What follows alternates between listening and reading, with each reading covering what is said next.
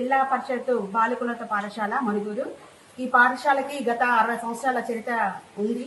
అయితే ఈ గత కొంతకాలంగా కొన్ని రోజులుగా కురుస్తున్న వర్షాల కారణంగా ఈ రోజు ఈ పాఠశాల ఉపాధ్యాయులు కూర్చునే స్టాఫ్ రూమ్ లో ఉన్న బిల్డింగ్ రేకులు ఏదైతే ఉన్నాయో అవి ఇరిగి పడ్డాయి.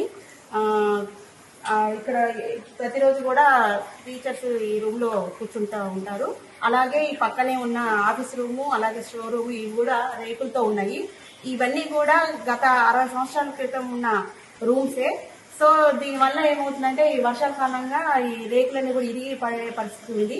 అలాగే పిల్లలు కూర్చునే క్లాసులు కూడా వర్షాల కారణంగా గోడలకి నిమ్మొచ్చేసి కరెంట్ షాక్ వస్తుంది.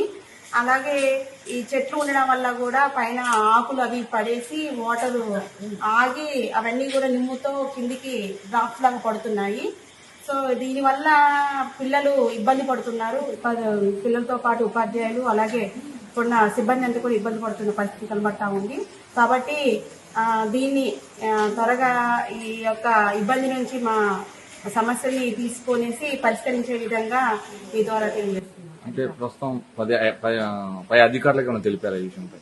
గతంలో మేము అంటే ఎమ్మెల్యే గారికి దృష్టి తీసుకెళ్తే సార్ తన పరిధిలో 25 lakhs శాంక్షన్ చేసి సింగరేణి ద్వారా బడ్జెట్ అయితే రిలీజ్ అయి ఉంది. వాళ్ళు మొన్న వచ్చేసి ఎస్టిమేషన్ తీసుకుని వెళ్ళారు.